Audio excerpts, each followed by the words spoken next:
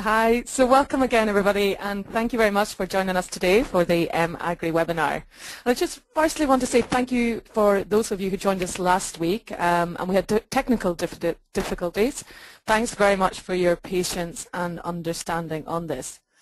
My name is Fiona Smith and I'm the mAgri Programme Director, and today we're going to show you some of the highlights from the Mobile World Congress 2012. The mAgri team held two events this year at the Mobile World Congress, which was in Barcelona last month. Mobile World Congress is the world's largest event for the mobile industry, and this year had over 67,000 attendees. This webinar will cover the highlights of these two sessions, which had fantastic speakers, great content and participation.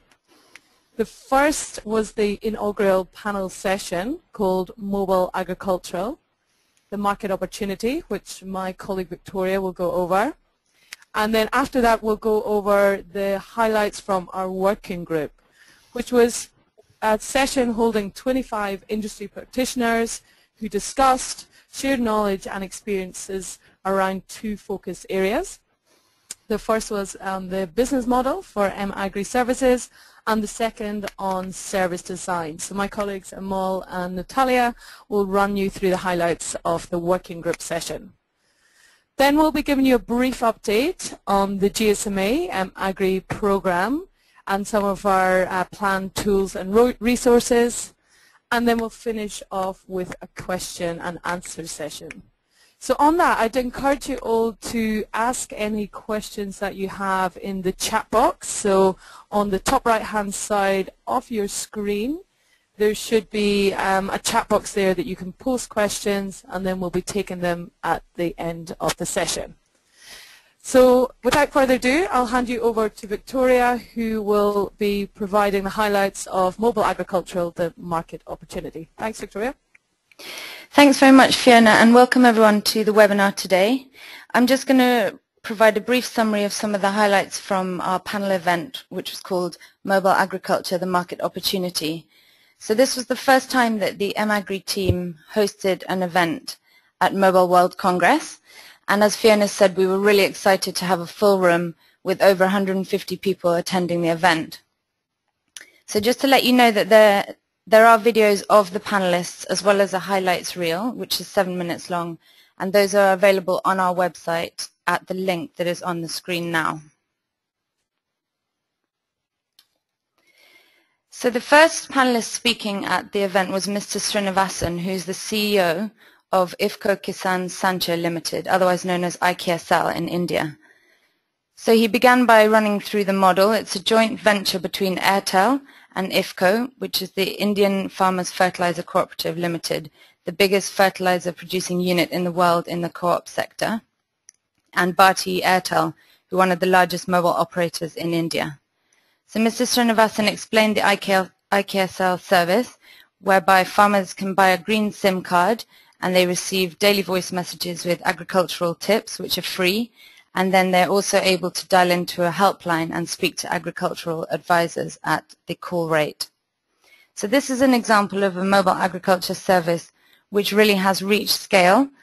It was set up in 2007 excuse me, with just 20,000 farmers in one state, and they're providing voice messages in only one language at that time. So they've now scaled to 3 million revenue earning customers, and 1 million of these are active users, across 18 different states in India, and providing information services in 10 different languages. So Mr. Srinivasan closed his session by highlighting that IKSL is a sustainable model. IFFCO is able to extend its extension activities through the service, and Airtel is able to achieve the scale through the partnership. So just a note here also that we do have a case study available on our website with further details on the IKSL service. The next speaker we had up was Mr. Banu Potter, who's the Global Product Leader of Knowledge and Learning Services.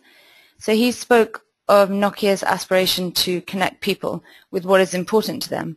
So on the back of this, they built an information service which is accessible to customers who have just simple feature phones. So Nokia Life launched 2 years ago in India, and has now expanded into China, Indonesia, and Nigeria. So this is another example of a service that really has reached scale across multiple countries. They have, I think, 50 million users for the Nokia Life portfolio. That includes agriculture, health, education, and entertainment. And that's across the 4 countries I mentioned. They cater to 17 languages and have operator tie-ups with over 18 mobile network operators. Some of the highlights that Mr. Potter spoke of were farmers' need for timely, actionable information, locally relevant and storable for future reference. He highlighted the changing needs of farmers who are switching from cash crops and require new information on how to grow these that's not currently available within their own networks. And he closed by announcing that Nokia Life has launched the new version. It was launched at Mobile World Congress, and this new version allows customers to share information with people in their phone book, to talk to experts at the click of a button, participate in polls, and also interact with other farmers. Next up, we had Mr. Mark Davies, who's the CEO of IFFCO. He opened with the question, can you improve the revenue of smallholder farmers in Africa through the delivery of information over SMS? His answer is yes. IFFCO has been out in the field. They've been talking to many different farmers. They found that around 90% of the farmers they spoke to have said they have received a benefit from getting this market information to their mobile phones. He said that they've seen farmers doing 3 different things. First, negotiating a better price, farmers being able to show the trader the prices on their phone. Second, avoid traders altogether. They're going to larger markets and doubling the revenue that they are able to get for their products. And third thing that people are doing is not selling their produce at all. So farmers are trending the market to see when is the best time to sell and avoiding selling too early. On the business model for IFFCO, Mr. Davies outlined that after setting up in Accra in Ghana and building this platform for their content delivery, they recognized the opportunity to license this platform to business clients that were interested in using the same technology to manage and reach their stakeholders across the supply chain, for example, stock tracking or polling. IFFCO now licenses their cloud-based mobile market information platform together with the methodologies and the business model to governments, international food companies, and agri-businesses.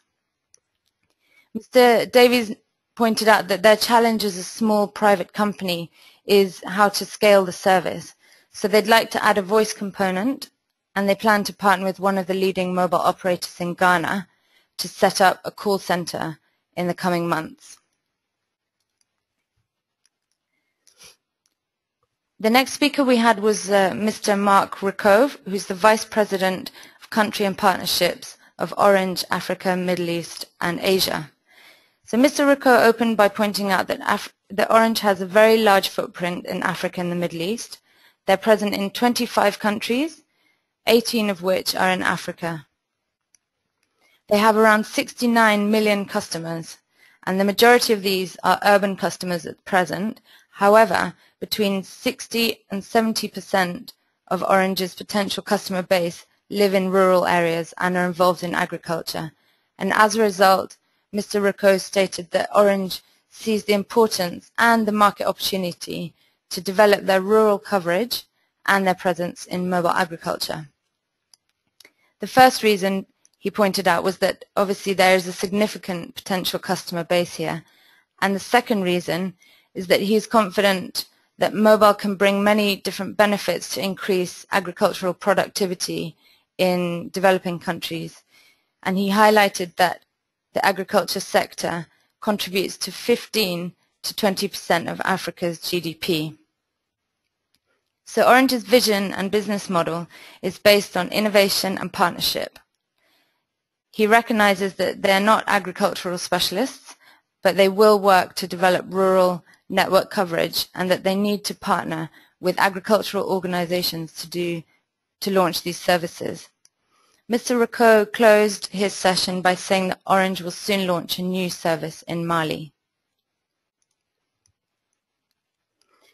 We had Mr. Stephen Jurisic, who's the industry specialist for the communication, media and technology team at Accenture. Mr. Jurisic shared some of the findings and the opportunities which were identified in a joint report which is called Connected Agriculture. The report was written by Accenture, Vodafone and Oxfam and focused on 26 emerging markets that map more or less to Vodafone's footprint across the world. They spent time in different markets working with food companies, farmers, governments, technology companies and NGOs, trying to understand some of the different issues that exist across the agriculture sector. One staggering issue he pointed out was that almost half the food grown in the world does not reach the plate. So some of the results from the report show that 80% of the potential $138 billion uplift in emerging market farmers' incomes will be derived from the growth of three things. First, mobile money transfer systems. Second, mobile information services. And the third was helpline services. So there's much more information available about the different opportunities identified in the report. So I'd advise you to download it from Vodafone website. The link is there on the screen now. Mr. Jurisic closed his session by saying that there is a significant opportunity for operators to drive this ecosystem forward. He said that they're well positioned to do this because they have multi-country presence, long-term licensing deals, retail outlets, and typically a trusted relationship with their customers.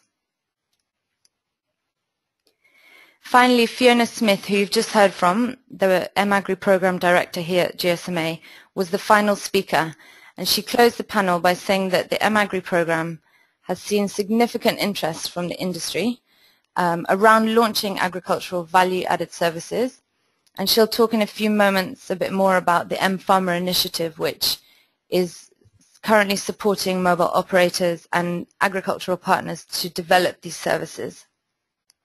Fiona highlighted that there is emerging evidence of the impact for farmers, as we saw with the speakers from IKSL, IFFCO and Nokia Life Tools. She said that there is clearly an opportunity to create services for this sector, and she revisited the point made by Orange that 2/3 of their potential customer base in sub-Saharan Africa comes from the agriculture sector. So it's not only the size of the customer base, but also the fact that these are services where farmers can potentially get a return on their investment by subscribing to the services and hopefully increasing productivity and incomes. Fiona highlighted that although we recognize there's growing interest, the industry is still in its early stages and there are still many challenges. For example, designing a business model when dealing with customers who are very, very price sensitive. So Fiona closed by outlining that the GSMA mAgri program will work directly with 4 to 5 services over the next 2 years, and this is part of the M-Farmer initiative, which you'll hear more about in a few moments. So that concludes the summary of the Mobile Agriculture Panel event, and I'd now like to pass over to my colleague Amol Jadhav, who will provide some highlights from the second mAgri working group, which was also held in Barcelona during Mobile World Congress. Thanks, Amol. Thanks, Victoria.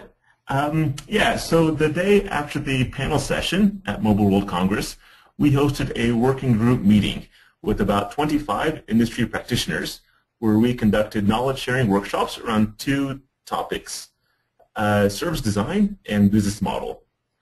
I'm going to take about the next 10 minutes or so. Can we get the next slide? I'm going to take about the next 10 minutes or so to share some highlights from the business model breakout session, while my colleague Natalia will follow up with highlights from the service design session. So at the business model breakout session, we had a limited amount of time to work with, so we couldn't discuss both the cost and revenue. So we decided to focus on the revenue side of the business model equation. More specifically, our discussions focused on 3 main topics. Firstly, the value that Agri VAS brings to the farmer and their willingness to pay. the value to and from other actors in the agricultural value chain, and finally, additional revenue opportunities that Agri VAS operators can pursue to reach financial sustainability. So let's start with the value to farmers and their willingness to pay. The goal of most Agri VAS deployments is to impact the productivities and incomes of farmers. So starting with productivity, it was clear to all participants that one of the primary values to the farmer is that of better crop and livestock management. For example, the ability to respond to failing crops or sick livestock and save them. This is the value proposition of Agri VAS to rural farmers. Moving to the discussion on incomes, we touched on market prices and input prices. About market prices, it was noted that the value to the farmer is not the market price itself, but rather the ability to negotiate fairer prices. For example, our discussion touched on the ability to save, store, and retrieve market prices on the handset, and how this arms the farmer with evidence he or she can produce and leverage during price negotiations. Providing market prices through IVR or voice messages, which might not be savable, storable, or retrievable, may not be as valuable as an SMS message, which are easily storable and retrievable. Similar insights were shared around input prices. Simply providing a single price for single input is not as valuable as providing pricing information on a few options. In this manner, the farmer can make an informed decision between those options. It's that ability to make an informed decision that represents the value here, not raw information about a single price and a single input. One of our participants from Dialogue summed up a common theme around information asymmetry, which refers to transactions where one party has more or better information than the other. The value of Agri VAS deployments lies in eliminating the asymmetry and removing that bottleneck between farmers and valuable information. Finally, with regards to willingness to pay, determining price points was an item of concern. An interesting example was given on IBM. They determined some of their prices of IT services by tying it to a percentage of that client's revenue. Building on that example, one suggestion mentioned was to charge the farmers between 2 and 4% of their monthly revenue. Another suggestion about determining price points is to align your proposed prices with that of other inputs. So here the price you are offering should not be too far out of range of other inputs that farmer relies on. It was agreed that pilots should be used to better understand willingness to pay, and that in most cases the revenue from the farmer will not be enough to sustain an Agri VAS program. That leads us to our next discussion point: the value to and from other actors in the agricultural value chain. In this part of the discussion, we took a quick look at the agricultural value chain, starting with the farmer on the far left and ending with the final consumer of the produce on the far right. We started by mapping out the various actors in the value chain and then discussed ways each of them might receive value from Agri VAS and what value they could provide, or what is their willingness to pay for that value. I'd like to focus on the three red ones: input suppliers, processors, and agribusinesses. On the next slide, in this table, we see the services each actor may be provided and its associated value proposition. Starting with the input dealer, today most of them have little insights into the rural market. An Agri VAS deployment could provide useful market research data and be used as an advertising medium. The value proposition is that ability to expand into the rural sector by leveraging the Agri VAS platform. Moving to the second actor, during our conversation, an example was given about cassava processing. Cassava needs to be processed in about 24 hours of harvest. If the factory does not have electricity, or for some reason is not operating, the processors need to tell the farmers not to bring their cassava. This helps in reducing waste and spoilage. Lastly, agribusinesses who operate extension services can use Agri VAS as an overlay solution. We know that most traditional face-to-face extension services are not very efficient or effective enough. So an agribusiness could leverage Agri VAS to scale up the reach of their extension services and decrease the burden on their extension staff. The ultimate value here is reduced cost and improved efficiencies. Finally, we noted that when attempting to engage these actors as an Agri VAS partner, it's important to have a clearly defined value proposition or reason or clear motivation for them to participate and pay for some of this value.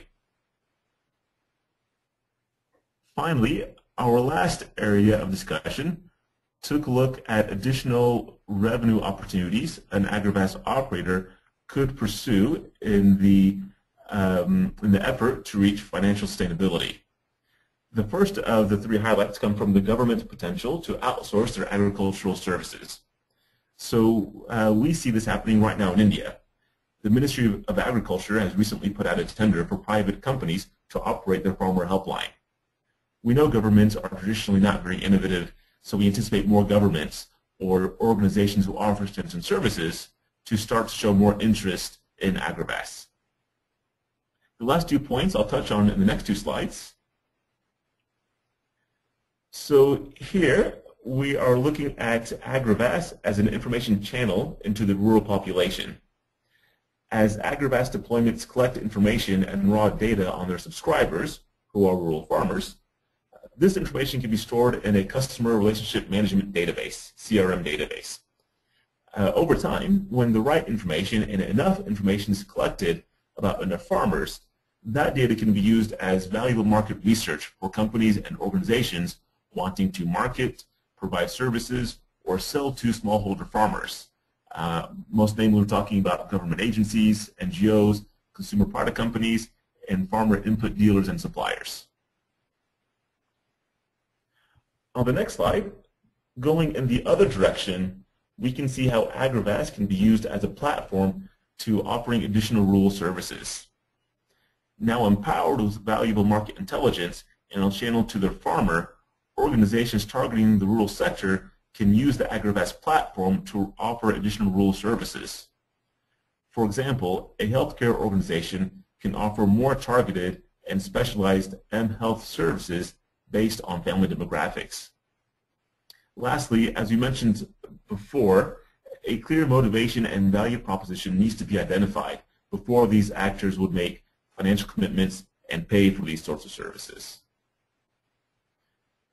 So that's a summary of the business model breakout session where we discussed the value to the farmer and their willingness to pay, the value to and from other actors in the agricultural value chain, and additional revenue opportunities. I'll now invite my colleague Natalia to take the microphone and share some insights into the service design breakout session. Thanks a lot, Amol. So similar discussion to the business model also happened with another group, and we have focused on service design and the challenges for structuring the services. We had an exciting group of practitioners, and we had the Grameen Foundation, Orange, CIMIT, Mercy Corps, Breakout Foundation, Roshan, and IKSL in the room. And those practitioners shared the insights from their work that was very useful and helpful to us. Within the group, we have first looked into design opportunities for delivering agricultural information services. We have identified the channels and assessed their viability for various types of content. So we have also looked at pros and cons of using each of those channels for delivering different types of information. And our group members have shared their challenges in using suggested channels. And I would like to just note here that we all understand that the scope of agricultural services that can be delivered through mobile is much wider than just information services. But for the sake of having a focused discussion, we have decided to specifically look at agricultural information services. So on the next slide, you can see a summary of our discussion about the different channels that can be used to provide agricultural information services. We have identified three main groups of the channels, which are text-based channels, voice-based channels, and multimedia channels. So within the text-based channels, we are talking about SIM toolkit menu, SMS and USSD, Facebook and SMS, USSD attached.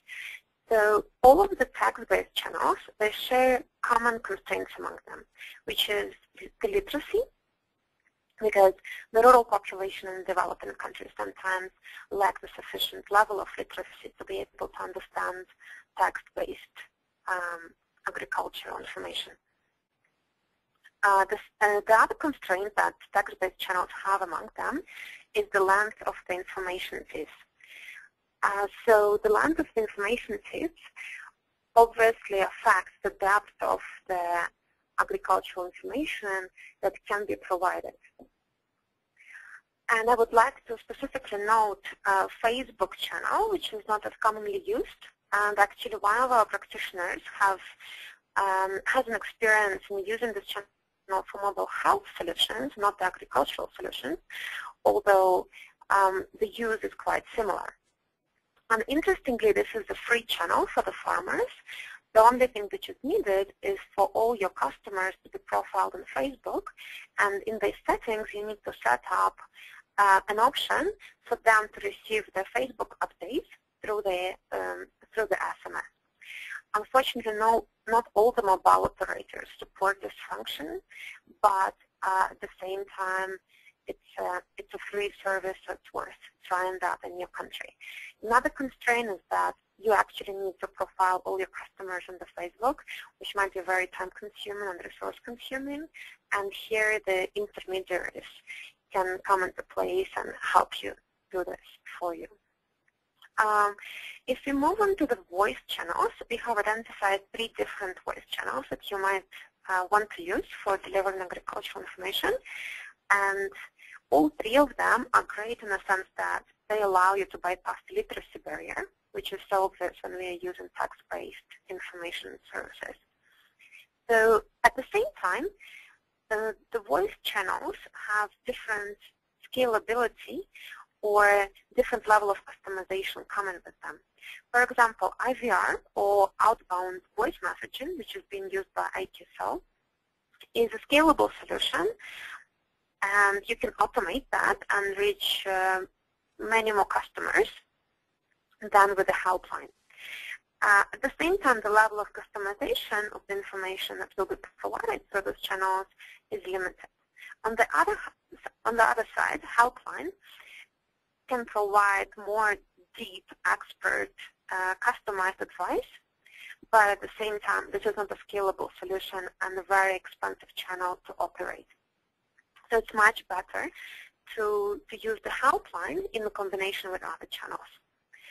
Multimedia channels require use of mobile internet and more expensive devices, so the constraints for multimedia channels at the present moment are quite obvious.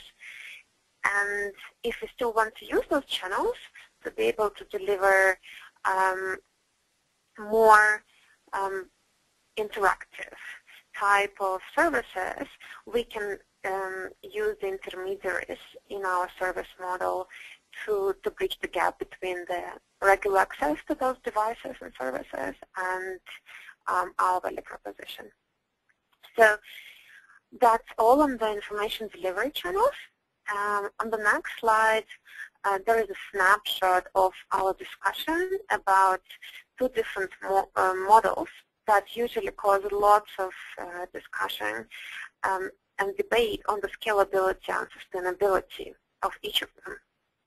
And the group has agreed that the discussion itself about the pros and cons of and the sustainability of MNO-centred versus MNO-neutral model is clearly a sign of a new market and the lack of service providers and content providers for agricultural value-added services. Eventually, market will move, or is very likely to move, to MNO-neutral model once certain saturation point is reached and we have enough content providers and service providers on the market. At this moment, however, this is such a still new area with high risk, and this is innovative service with not so clear revenue streams and sustainability, as Amol has covered at this year's session, that still at this particular point, short-term, MNO-centred model is more viable. However, you need to make some of the decision choices already now, and at this point, designing a MNO-centred model can potentially limit your ability to scale the service across the networks once this point in time happens. And this already happened for mobile health solutions in the past. So really, you should design platforms for scale, but at the same time, short-term, again, you need to work with MNOs exclusively until the market is ready.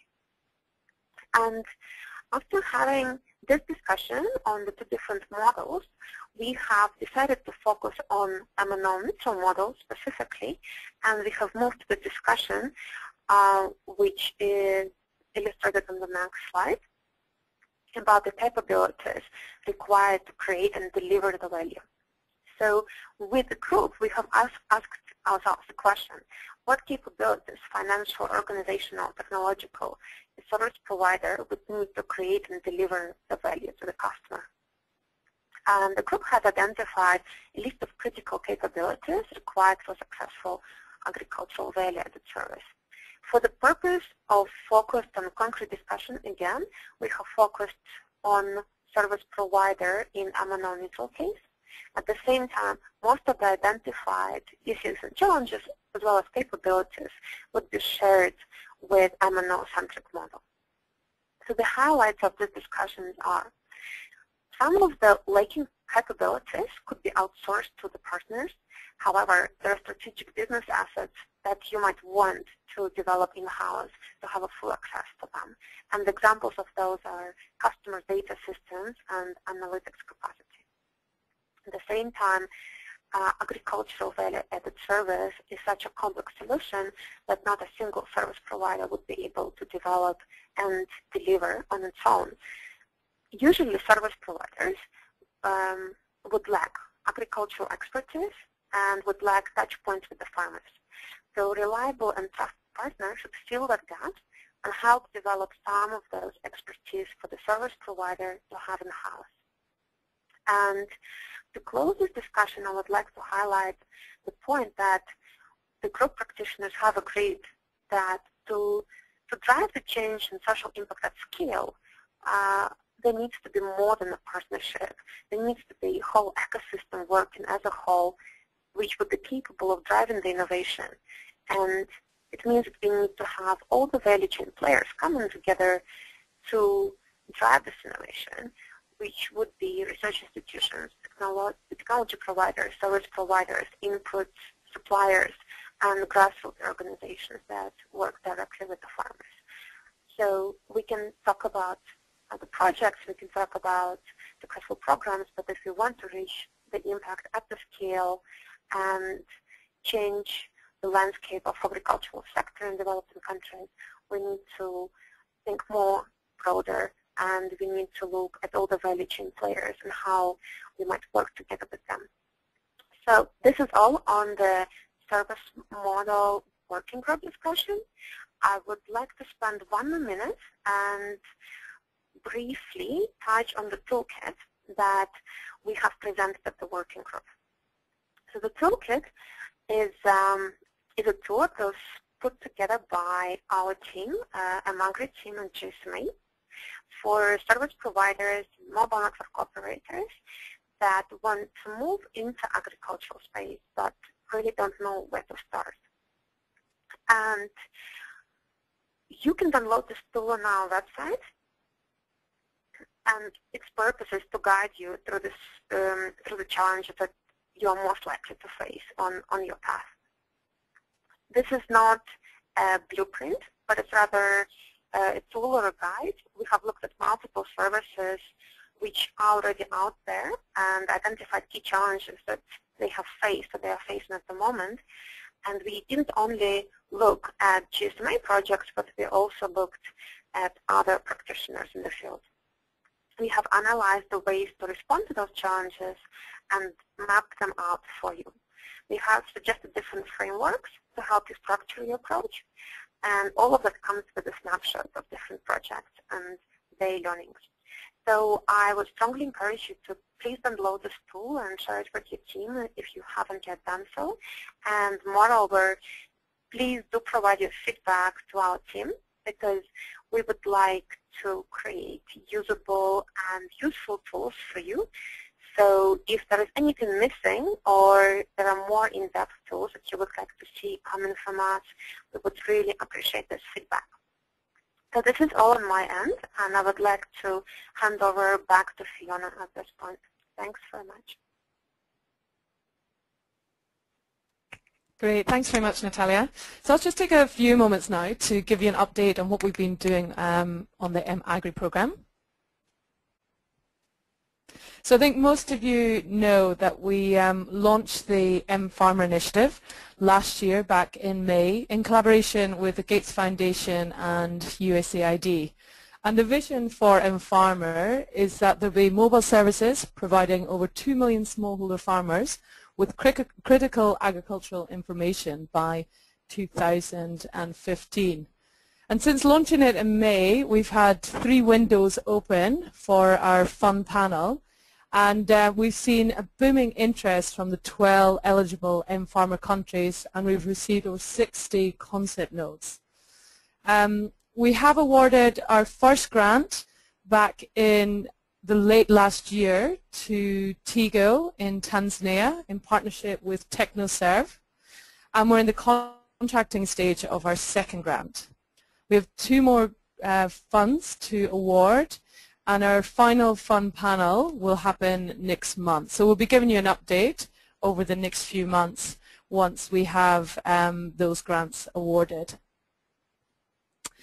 We've also been working hard on some of the other tools that are critical to this program. And one of those I'd like to point out now is the creation of the monitoring and evaluation framework and tools for the industry.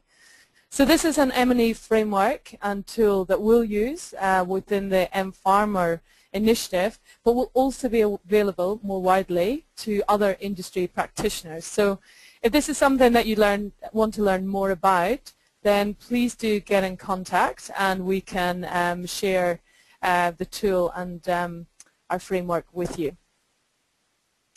And as you've seen, we've also been working on the events and the working groups that we've seen in this webinar and other tools and resources. So I'll hand over to Victoria to talk you through some of the tools and resources that we've been working on.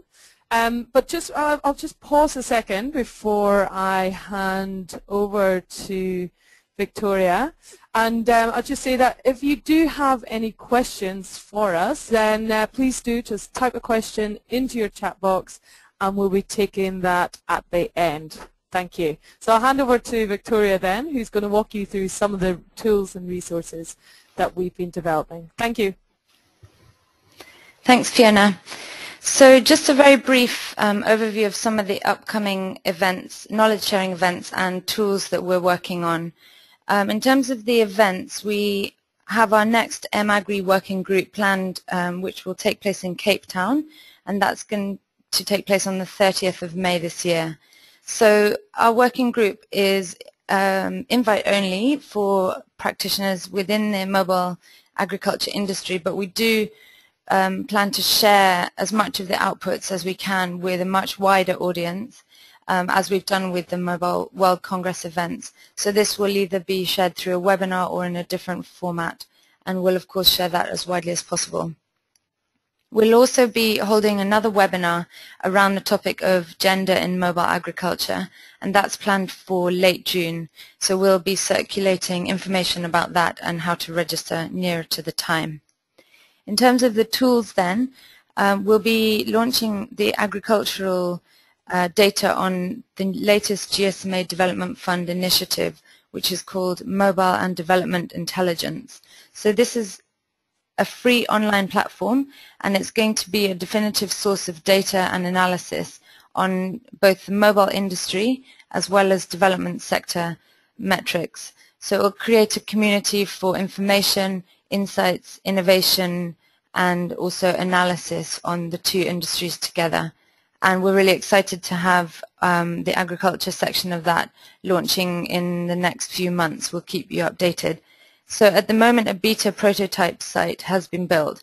And if you're interested, I can share the link with you afterwards. So please just do send me an email. My email address is there on the screen now. We'll also be moving our current mAgri deployment tracker, which is a Google map of all the mobile agriculture services or products or initiatives that we have been collecting. We'll be transferring that from Google Maps onto Mobile Development Intelligence, the platform, and it will have much more information on each of those deployments. We're also working on a couple of other tools, market sizing tool and a business modeling tool, so we'll also keep you updated on those. And then it just leaves me to say, please do keep in touch. We're on Twitter at GSMA mAgri. We'll be launching a new blog in the coming weeks, and we'll be publicizing that and inviting you all to submit your guest blogs as well, which would be great. We do have a quarterly newsletter with a lot of information about upcoming events and also some industry news and other things that we've been doing. So please subscribe there. The link is there on the screen.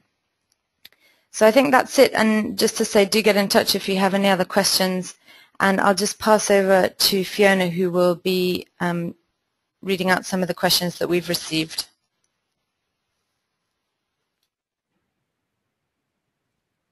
Great, thank you very much, Victoria. So we have a few questions coming into the chat box, and as I said, if you do have any questions, then please do post it in there in the box on the top right-hand side. The first question that has come in is around the business model. So the question is,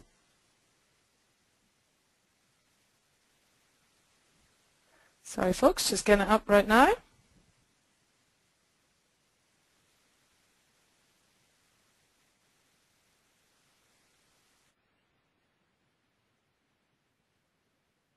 Okay, the first is, I understand you don't have time to discuss the cost implications of the business model, but can you touch on that now? What are some of the largest cost implications we should be aware of?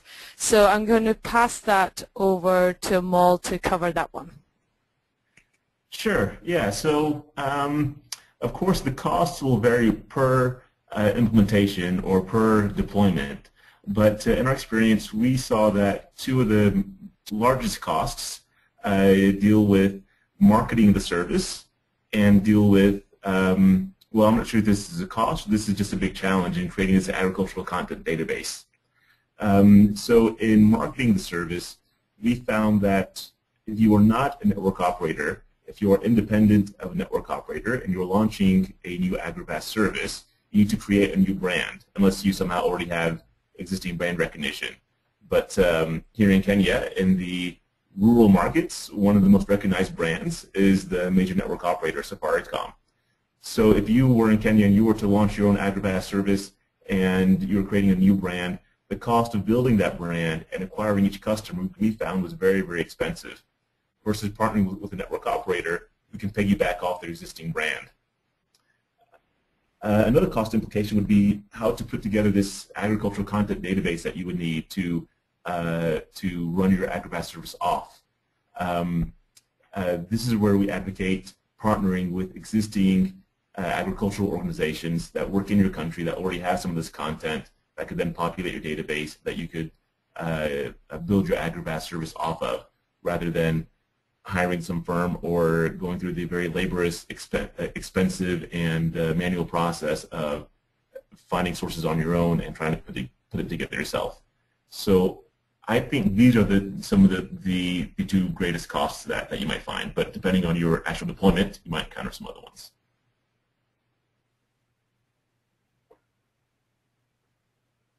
Fiona, back to you. Great, thanks very much, Amal. Great, thank you very much, Amal. I've got another question here on the business model, so I'll hand that over to you as well, Amal. And it's one from Stefan asking, what is the minimum number of farmers who need to participate in an Agri VAS to make it large enough? Yeah. So I'll address the question and some implications that affect that number, and I'd be happy to take the question offline to address your specific region or country, Stefan. But yeah, so this depends on the context of your country. If you're operating in a country like India, then you have a couple 100 million farmers, versus a country like Rwanda, where the population of farmers is much less, so the expectation is much lower. Now more specifically, this number is dependent on the cost that you incur. So the higher the cost, the higher burden is placed on generating revenue. And this revenue, like we just saw, can come from either B2B sources, like the agribusinesses, and if you don't generate enough revenue from B2B sources, then that puts more pressure on B2C sources, so that puts more burden on the farmer's ability to pay. So if you have fewer partners, the price must be higher. So it's sliding scale. You can lower the price and have more farmers. Yeah, so it's a sliding scale of the cost, the revenue, and also the price that you want to charge to your farmers. And again, I'd be happy to take the conversation offline to discuss your specific region and your specific situation. Great, thank you very much, Amal. Another question that's been raised is around literacy, so I'm going to hand that over for Natalia. And the question is, low literacy has not been a problem in SMS in delivery in Ghana, and farmers have been resourceful in seeking assistance. What would be your comment on that, Natalia?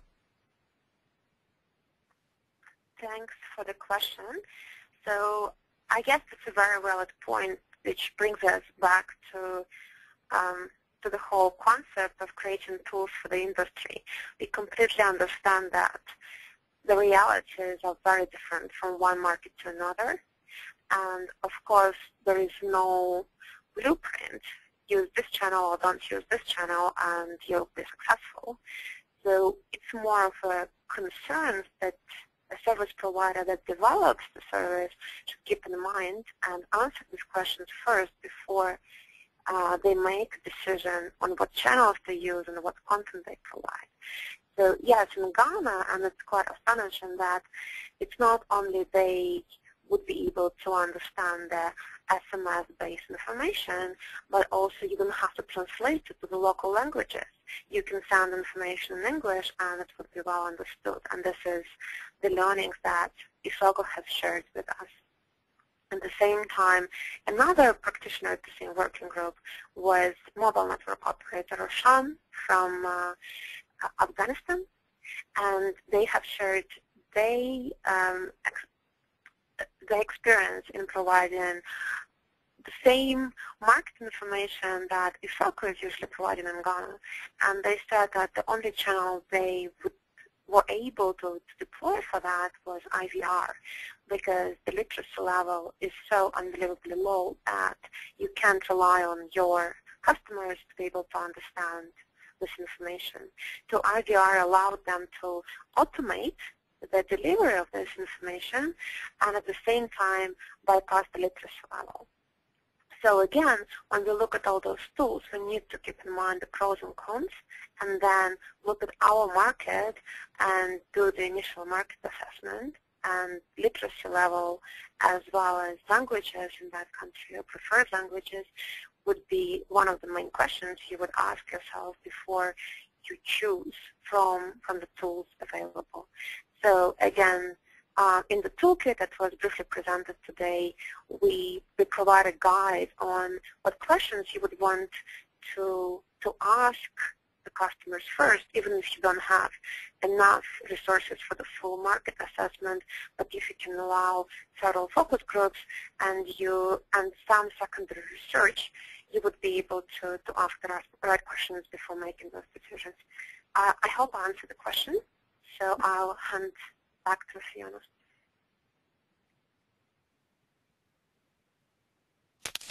Great, thank you very much, Natalia. another one then for you, Natalia, and I think this one just needs a wee bit of a comment. It's one around, there's lots of rich content in the presentation, hard to absorb it all. Natalia, you mentioned a toolkit. We'll cover these topics. Will that cover the topics that you and Amal have talked about today? I'll try to answer that question. So, yeah, we tried to make toolkit as usable as possible, again, for the service providers. So keep in mind these are content providers, so value-added service providers, or mobile operators who do understand the channels.